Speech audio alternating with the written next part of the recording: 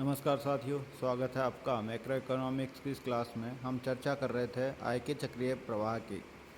हमने चर्चा करी आय के चक्रीय प्रवाह की 2 सेक्टर वाली अर्थव्यवस्था में, 3 सेक्टर वाली अर्थव्यवस्था में। अब हम चर्चा करेंगे 4 सेक्टर वाली अर्थव्यवस्था अर्थात खुली अर्थव्यवस्था, जिसमें विदेशी व्यापार शामिल होता है। अब तक आय और व्यय का चक्रीय प्रवाह एक बंद अर्थव्यवस्था के मामले में हमने पढ़ा, लेकिन वास्तविक अर्थव्यवस्था एक खुली अर्थव्यवस्था होती है जहां विदेश व्यापार एक महत्वपूर्ण भूमिका निभाता है। निर्यात एक अर्थव्यवस्था में अंतर्वाह या इंजेक्शन होता है। वे घरेलू फर्मों के लिए आय होते हैं या आय सृजित करते हैं। जब विदेशी लोग घरेलू कंपनियों द्वारा उत्पादित वस्तुओं और सेवाओं को खरीदते हैं तो वे आय में निर्यात होते हैं। दूसरी ओर आयात चक्रीय प्रवाह से रिसाव होते हैं। वे घरेलू क्षेत्रों द्वारा विदेशों के सामान खरीदने के लिए किए गए व्यय या भुगतान होते हैं। चक्रीय प्रवाह में ये निर्यात और आयात चित्र 4 में दिखाए गए हैं। विदेशी क्षेत्र के संबंध में घरेलू, व्यावसायिक और सरकारी क्षेत्रों की अंतर्वाह और बहिर्वाह को लेते हैं। घरेलू क्षेत्र विदेश से आयातित सामान खरीदता है और उनके लिए भुगतान करता है, जो कि चक्रीय प्रवाह से एक रिसाव है। घरेलू क्षेत्र को विदेशों में उनके द्वारा प्रदान की गई सेवाओं के लिए, कारक सेवाओं के लिए विदेशी क्षेत्र से स्थानांतरण भुगतान प्राप्त हो सकता है, जो कि अंतर्वाह है। इस स्थिति को हम सामने दिए गए चित्र में देख पा रहे हैं। यहाँ पे जो पुराना 3 सेक्टर मॉडल है, उसके ऊपर हमने एक और चीज़ जोड़ दी है, ट्रांसफ़र पेमेंट्स। एक बाहर वाला हिस्सा है डॉट डॉट वाला, वो है बिजनेस सेक्टर जो है इंपोर्ट्स कर रहा है और एक्सपोर्ट्स कर रहा है और ट्रांसफ़र पेमेंट्स कर रहा है। बाहर की तरफ आप देख रहे होंगे हाउस होल्ड सेक्टर भी इसी तरीके से जो है इंपोर्ट्स कर रहा है और इंपोर्ट्स के बदले में पेमेंट दे रहा है फॉरेन सेक्टर को। तो फॉरेन सेक्टर से गवर्नमेंट भी इंटरेक्ट करती है, बिजनेस सेक्टर भी इंटरेक्ट करता है और हाउस होल्ड सेक्टर भी इंटरेक्ट करता है। तो वो किसके थ्रू करता है? इंपोर्ट एंड एक्सपोर्ट और फैक्टर सर्विसेज और ट्रांसफ़र पेमेंट्स के थ्रू। तो ये वो चित्र पहले वाला ही है, उसमें एक फॉरेन सेक्टर और जोड़ दिया गया है टॉप पर या आउटर साइड में। अब हम देखें कि व्यावसायिक क्षेत्र विदेशी क्षेत्रों से कैसे जुड़ा हुआ है। तो विदेशी देशों को माल निर्यात करता है व्यावसायिक क्षेत्र, उसकी प्राप्तियां चक्रीय प्रवाह में एक इंजेक्शन या अप्रवाह होता है। इसी प्रकार व्यावसायिक कंपनियों द्वारा विदेशों में शिपिंग, बीमा, बैंकिंग आदि जैसी कई सेवाएं प्रदान की जाती है, जिनके बदले उन्हें विदेशों से भुगतान प्राप्त होता है। इसके अलावा उन्हें विदेशों में किए गए निवेश के लिए रॉयल्टी, ब्याज, लाभांश, लाभ आदि भी प्राप्त होते हैं, जो सब क्या है? अंतर्वाह के उदाहरण हैं। दूसरी ओर व्यावसायिक क्षेत्र पूंजीगत वस्तुओं, मशीनरी, कच्चे माल, उपभोक्ता वस्तुओं और विदेशों से सेवाओं के आयात के लिए विदेशी क्षेत्रों को भुगतान करता है। ये वृत्ताकार प्रवाह में रिसाव के रूप हैं। व्यावसायिक क्षेत्र की तरह ही आधुनिक सरकारें भी वस्तुओं और सेवाओं का आयात निर्यात विदेशी क्षेत्रों के साथ मिलकर करती हैं और विदेशों से उधार भी लेती हैं और उनको उधार देती भी हैं। तो सामानों के सभी निर्यातों के लिए सरकार विदेशों से भुगतान प्राप्त करती हैं। इसी प्रकार सरकार विदेशियों से भुगतान प्राप्त करती हैं जब वे पर्यटकों के रूप में देश की यात्रा करते हैं और शिक्षा प्राप्त करने के लिए आते हैं।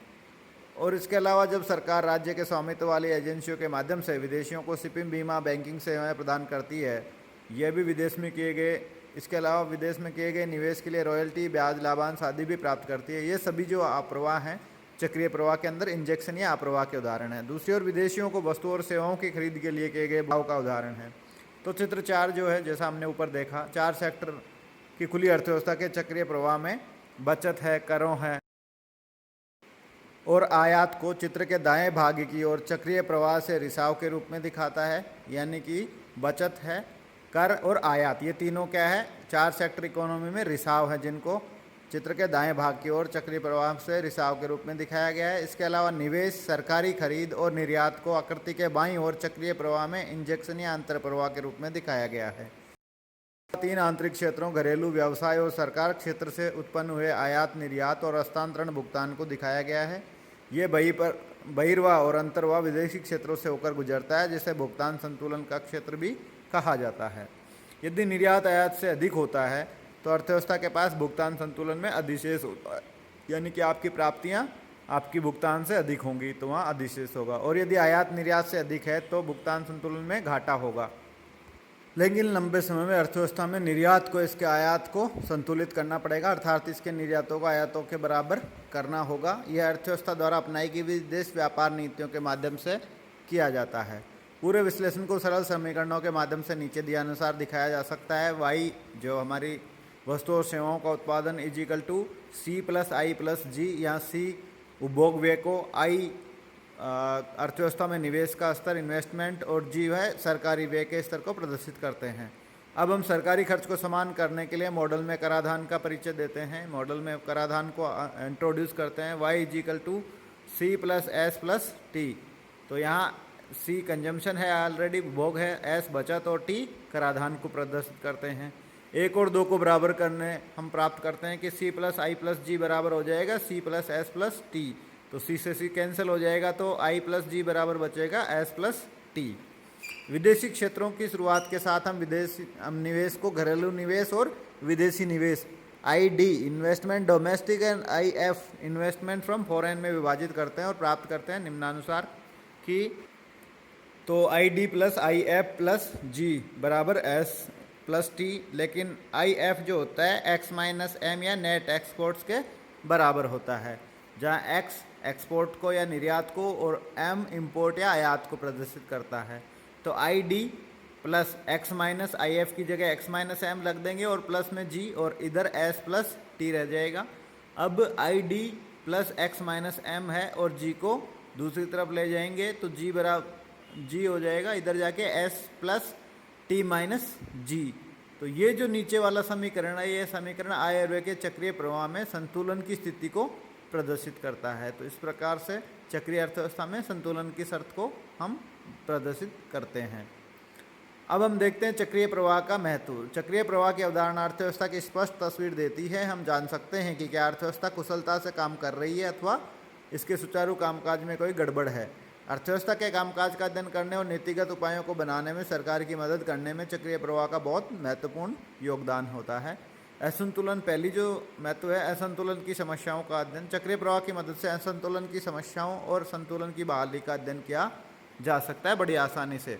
नेक्स्ट है रिसाव और अंतर्वाह के प्रभाव। रिसाव की भूमिका हमें राष्ट्रीय अर्थव्यवस्था पर उनके प्रभावों का अध्ययन करने में सक्षम बनाती है। उदाहरण के लिए आयात आय के चक्रीय प्रवाह से एक रिसाव है, क्योंकि एक विदेशी देश को किए गए भुगतान है। इस रिसाव को रोकने के लिए सरकार को निर्यात बढ़ाने और आयात में कमी करने के लिए उचित उपाय अपनाने होते हैं। इसी तरीके से उत्पादकों और उपभोक्ताओं के बीच लिंक को बताता है। चक्रीय प्रवाह उत्पादकों और उपभोक्ताओं के बीच एक कड़ी स्थापित करता है। यह आय के माध्यम से होता है कि निर्माता उत्पादक के कारकों की सेवाओं को घरेलू क्षेत्र से खरीदते हैं, जिसके बाद वाले उत्पादकों से सामान खरीदते हैं। यानी कि उत्पादनकर्ता जो है उपभोक्ताओं से वस्तु और उत्पादक सेवाएं खरीदते हैं और उसके बदले में उनको भुगतान करते हैं, और उसी भुगतान से वो लोग फिर उत्पादकों से वस्तु और सेवाएं खरीदते हैं। नेक्स्ट है बाजारों का एक नेटवर्क बनाता है। उपरोक्त बिंदु के एक उपनियन के रूप में आय और व्यय के चक्रीय प्रवाह के माध्यम से उत्पादकों और उपभोक्ताओं को जोड़ने से विभिन्न वस्तुओं और सेवाओं के लिए बाजारों का एक नेटवर्क तैयार हो जाता है, जहां उनकी बिक्री और खरीद से संबंधित समस्त समस्याएं स्वतः हल हो जाती हैं। नेक्स्ट है मुद्रास्फीतिकारी इन्फ्लेशनरी और मुद्रा अपस्फीतिकारी या डिफ्लेशनरी प्रवृत्तियाँ। तो चक्रीय प्रवाह में रिसाव या इंजेक्शन अर्थव्यवस्था के सुचारू कामकाज को बाधित करते हैं। उदाहरण के लिए बचत व्यय की धारा से बाहर रिसाव है। यदि बचत बढ़ती है तो आय के चक्रीय प्रवाह को घटा देती है। यह रोजगार, आय और कीमतों को कम करता है, जिससे अर्थव्यवस्था में एक अपस्फीतिकारी प्रक्रिया शुरू हो जाती है, और दूसरी ओर खपत में वृद्धि से रोजगार, आय, उत्पादन और कीमतों को बढ़ावा मिलता है, जिससे मुद्रास्फीति की प्रवृत्ति को जन्म मिलता है। तो इस तरीके से ये समझाता है। गुणक का आधार। नेक्स्ट, यदि चक्रीय प्रवाह में रिसाव और इंजेक्शन से अधिक हो तो कुल आय कुल उत्पादन से कम हो जाती है। इससे समय के साथ रोजगार, आय, उत्पादन और कीमतों में संचयी या क्यूमुलेटिव गिरावट आने लगती है। दूसरी ओर यदि चक्रीय प्रवाह में इंजेक्शन रिसाव से अधिक हो तो अर्थव्यवस्था में आय में वृद्धि होती है। इससे समय की अवधि में रोजगार, आय, उत्पादन और कीमतों में संचयी वृद्धि होती है। तो वास्तव में कीन्जियन गुणक का जो आधार है आय के चक्रीय प्रवाह में संचयी परिवर्तन ही है। तो गुणक जो है मल्टीप्लायर का जो कॉन्सेप्ट है उसको भी समझने में हमारी ये मदद करता है। नेक्स्ट है मौद्रिक नीति का महत्व। चक्रीय प्रवाह का अध्ययन अर्थव्यवस्था में बचत और निवेश की समानता लाने के लिए मौद्रिक नीति के महत्व पर भी प्रकाश डालता है। चित्र 2 में हमने देखा कि बचत और निवेश के बीच समानता क्रेडिट या पूंजी बाजार के माध्यम से आती है। सरकार द्वारा मौद्रिक नीति के माध्यम से ही क्रेडिट बाजार को नियंत्रित किया जाता है। जब बचत निवेश से अधिक हो या निवेश बचत से अधिक हो तो मौद्रिक और ऋण नीतियाँ निवेश व्यय को प्रोत्साहित या मंद करने में मदद करती हैं। तो इस प्रकार जो है मौद्रिक नीतियाँ अर्थव्यवस्था को नियंत्रित करने में काम करती हैं, कीमतों में गिरावट या वृद्धि को भी नियंत्रित करती हैं। नेक्स्ट है राजकोषीय नीति का महत्व। आय और व्यय का चक्रीय प्रवाह राजकोषीय नीति के महत्व की ओर भी इशारा करता है। राष्ट्रीय आय के संतुलन के लिए वांछित बचत और करों का योग यानी कि desired level of saving and tax का जो योग है वो वांछित निवेश और सरकारी खर्च के योग के बराबर होना चाहिए। यदि S+T खर्च आय का प्रतिनिधित्व करता है जिससे आय स्ट्रीम में I+G के इंजेक्शन द्वारा ऑफसेट या क्षतिपूरित किया जाना चाहिए।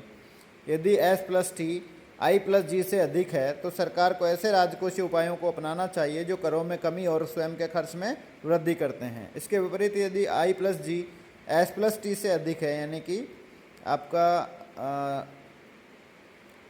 इंजेक्शन जो है वो रिसाव से अधिक हो तो सरकार को बचत और कर राजस्व को प्रोत्साहित करके अपने राजस्व और व्यय को समायोजित करने का प्रयास करने वाली नीतियां अपनानी चाहिए। इस प्रकार आय और व्यय का चक्रीय प्रवाह हमें प्रतिपूरक राजकोषीय नीति के महत्व के बारे में जानकारी देता है। नेक्स्ट है व्यापार नीतियों का महत्व। इसी तरह आयात मुद्रा के चक्रीय प्रवाह से रिसाव हैं क्योंकि वे एक विदेशी देश को किए गए भुगतान हैं। इसे रोकने के लिए सरकार निर्यात बढ़ाने और आयात कम करने के लिए उपाय अपनाती है। इस प्रकार चक्रीय प्रवाह निर्यात प्रोत्साहन और आयात नियंत्रण नीतियों को अपनाने के महत्व की ओर इशारा करता है।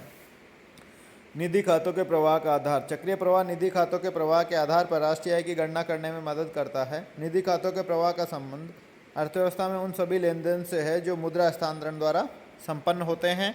वे अर्थव्यवस्था के विभिन्न क्षेत्रों के बीच वित्तीय लेन देन और बचत निवेश और उनके द्वारा उधार लेने और देने के बीच की कड़ी को दिखाते हैं। तो संक्षेप में हम देखें तो आय का चक्रीय प्रवाह एक अर्थव्यवस्था में बहुत ही अधिक सैद्धांतिक और व्यावहारिक महत्व रखता है और ये बहुत ही इंपॉर्टेंट कॉन्सेप्ट होता है जो अर्थव्यवस्था के अंदर उसकी परिचालन को समझने में बहुत महत्वपूर्ण तरीके से योगदान देता है और उसके आधार पर आवश्यक नीतियाँ बनाना और उनको क्रियान्वयन में योगदान देता है। तो इस तरीके से हमारा आय का चक्रीय प्रवाह का जो कॉन्सेप्ट है वो समाप्त होता है।